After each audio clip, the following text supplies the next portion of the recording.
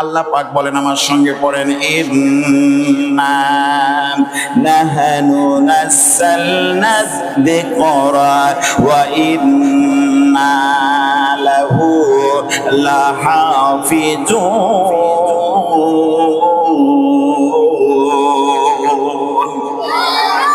আল্লাহ রাব্বুল আলামিন বলেন, নিশ্চয় আমি আল্লাহ কোরআনুল কারীমকে সৃষ্টি করেছি, আর এই কোরআন শরীফ হেফাজতের দায়িত্ব, সংরক্ষণের দায়িত্ব আমি আল্লাহ নিজেই গ্রহণ করেছি। চিৎকার দিয়ে বলেন সুবহানাল্লাহ।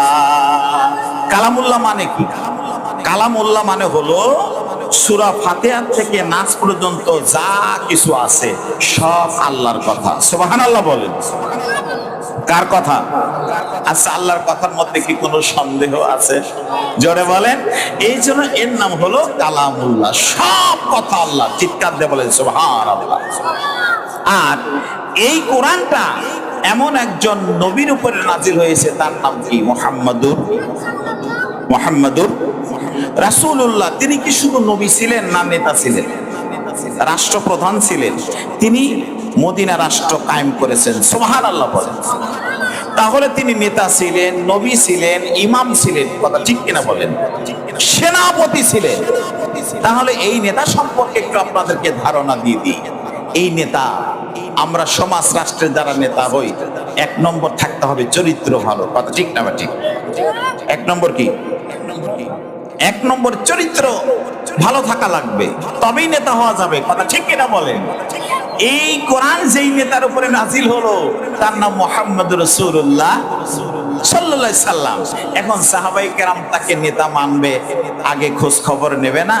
এই জন্য সাহাবায়ে কেরাম একদিন আম্মা জান আয়েশা সিদ্দিকা রাদিয়াল্লাহু তাআলা আনহার কাছে গিয়ে বললেন, মা, নবীজির চরিত্র কেমন? চিৎকার দিয়ে বলেন সুবহানাল্লাহ।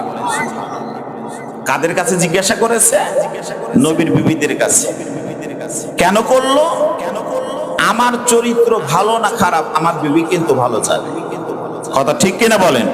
আপনার চরিত্র ভালো না খারাপ, আপনার বিবি কিন্তু সার্টিফাই ভালো করতে পারবে, কি বলেন? কথা ঠিক কিনা?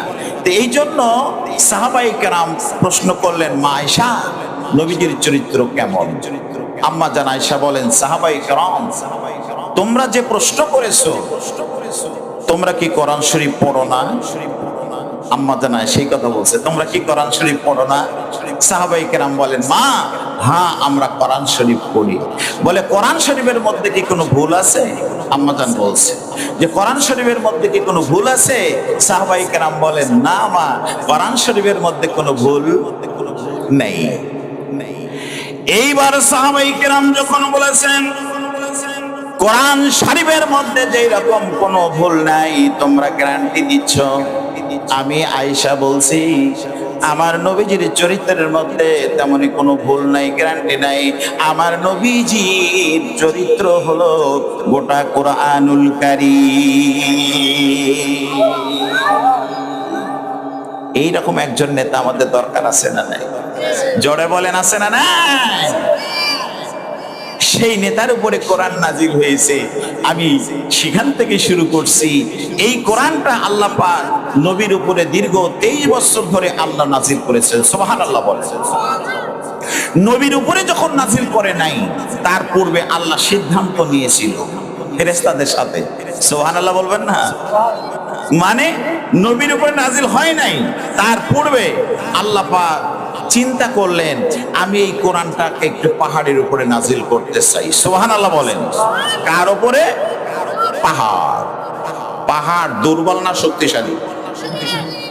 আল্লাহ রাব্বুল আলামিন বলেন, লাউ আনসালনা হাযাল কুরআনা আলা জাবালিন লারাআইতাহু খাশিআম মুতাসাদ্দিআম মিন খাশিয়াতিল্লাহ।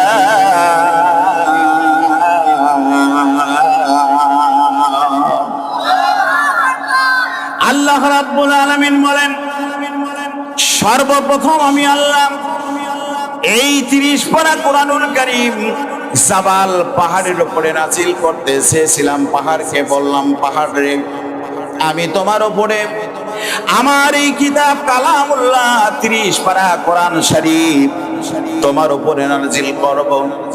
এই কথা জাবালকে যখন বলে দিল, পাহাড়কে বলে দিল, পাহাড়ের ভিতর থেকে আওয়াজ আসলো, আল্লাহ তোমার কোরআন এত বিশাল কোরআন, তোমার কালামুল্লাহ এত বিশাল কালামুল্লাহ, তার এত ওয়েট ওজন এত বেশি, আপনি যদি আমাদের উপরে নাজিল করতে চান, আমি পাহাড় আমরা তার ওয়েট ওজন সহ্য করতে পারবো না, সহ্য করতে পারবো না। এই কথা শুনে জাবাল পাহাড়গুলি ভয়ে থরথর থরথর করে কাঁপতেছিল। চিৎকার দিয়ে বলেন সুবহানাল্লাহ। যার ওয়েট ওজন এত বেশি, পাহাড় আপনারা বললেন যে এত শক্তিশালী, তারপরেও ভয়ে থরথর করে কাঁপতেছিল। কথা ঠিক না বেঠিক?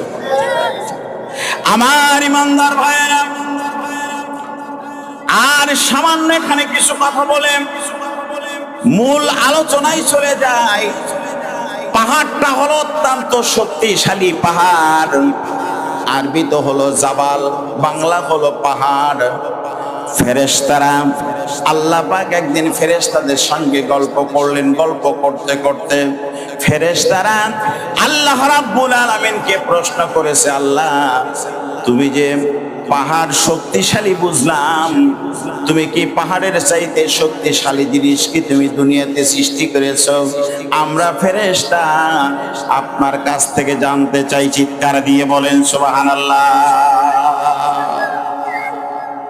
ফেরেশতারা আল্লাহকে প্রশ্ন করলো, আল্লাহ পাহাড়ের চাইতে কি শক্তিশালী জিনিস তুমি দুনিয়াতে সৃষ্টি করেছো? আল্লাহ রাব্বুল আলামিন বলেন, ও ফেরেশতা, নাম, আমি পাহাড়ের চাইতে শক্তিশালী যিনি দুনিয়াতে সৃষ্টি করেছি, সেটা হলো পাহাড়ের চাইতে শক্তিশালী জিনিস, সেই জিনিসের নাম হলো আমি আল্লাহ লোহাকে সৃষ্টি করেছি। চিৎকার দিয়ে বলেন সুবহানাল্লাহ। পাহাড়ের চাইতে শক্তিশালী জিনিসের নাম কি? জোরে বলেন। আমার ইমানদার ভাইয়েরা,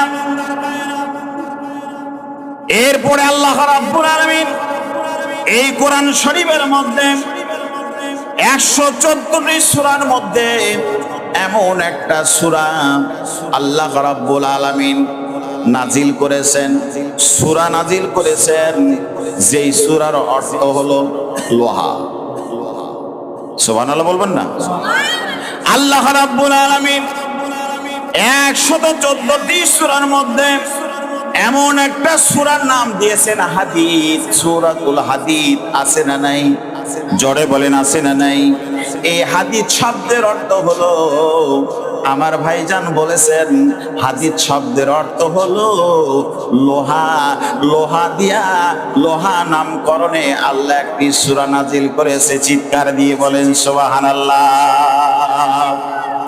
এরপরে ফেরেশতারা বলে, আল্লাহ লোহার চাইতে শক্তিশালী জিনিস কি তুমি দুনিয়াতে সৃষ্টি করেছো, প্রেরণ করেছো, আমরা জানতে চাই।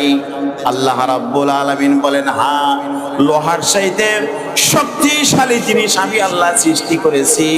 ফেরেশতারা বলেন, আল্লাহ তাহলে জানিয়ে দেন।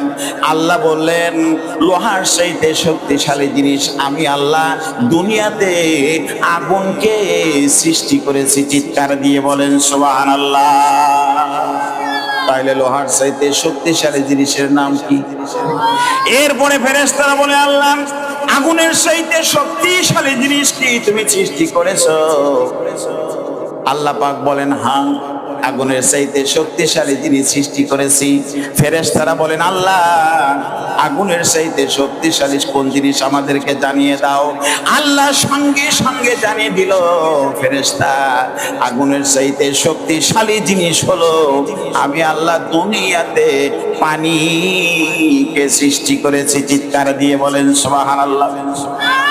ফেরেশতারা আমার প্রশ্ন করল, আল্লাহ এই পানির চাইতে শক্তিশালী জিনিস কি তুমি সৃষ্টি করেছো?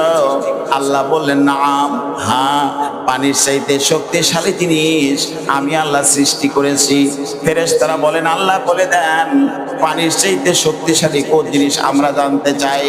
আল্লাহ রাব্বুল আলামিন বলেন, আল্লাহ রাব্বুল আলামিন বলেন, ফেরেশতারা পানির চাইতে শক্তিশালী জিনিস আমি আল্লাহ বাতাসকে সৃষ্টি করেছি। চিৎকার দিয়ে বলেন সুবহানাল্লাহ।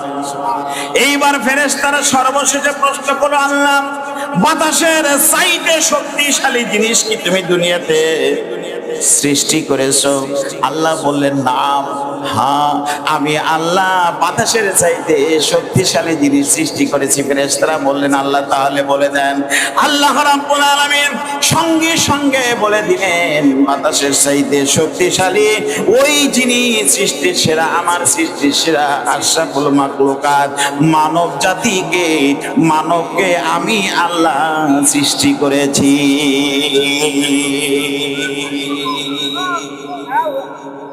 তাহলে মানুষ দুর্বল না শক্তিশালী? জোরে বলেন। অত্যন্ত শক্তিশালী। এই মানুষকে আল্লাহ রাব্বুল আলামিন যখন তৈরি করে মায়ের পেটে, আল্লাহ পাক বলেন, নাপাক দুর্বল পানি দিয়ে, নাপাক দুর্বল পানি দিয়ে আমি শক্তিশালী কোন জিনিস দিয়ে তোমাদেরকে, আমার গোলামদেরকে আমি সৃষ্টি করি নাই। আমি নাপাক দুর্বল পানি দিয়ে তোমাদেরকে সৃষ্টি করেছি, যদিও সৃষ্টি করেছি, কিন্তু আমি আল্লাহ দুনিয়াতে আসার পরে তোমাদেরকে আমি আমার সৃষ্টির সেরা আশরাফুল মাখলুকাত করে, সৃষ্টির সেরা করে আমি আল্লাহ নিজেই ঘোষণা করেছি। চিৎকার দিয়ে বলেন সুবহানাল্লাহ। আমার ইমানদার ভাইরা, সেই কোরআন নিয়ে আলোচনা করব যেই নেতার চরিত্রের মধ্যে কোনো দাগ ছিল, জোরে বলেন, দাগ ছিল না।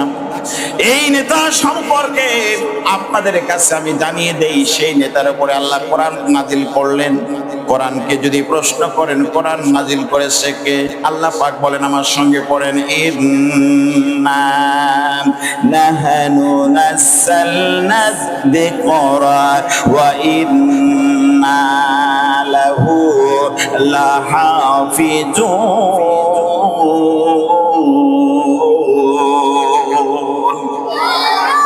আল্লাহ রাব্বুল আলামিন বলেন, নিশ্চয় আমি আল্লাহ কোরআনুল কারীমকে সৃষ্টি করেছি, আর এই কোরআন শরীফ হেফাজতের দায়িত্ব, সংরক্ষণের দায়িত্ব আমি আল্লাহ নিজেই গ্রহণ করেছি। চিৎকার দিয়ে বলেন সুবহানাল্লাহ। আল্লাহ পাক বলেন, এই কোরআন হেফাজতের দায়িত্ব কোন রাষ্ট্রপতিকে দেওয়া হয় নাই, কোন মন্ত্রীকে দেওয়া হয় নাই, কোন ডিসিএসপি কে দেওয়া হয় নাই। আমি আল্লাহ কোরআন নাজিল করেছি, আর হেফাজতের দায়িত্ব আমি আল্লাহ নিজেই নিয়েছি। চিৎকার দিয়ে বলেন সুবহানাল্লাহ।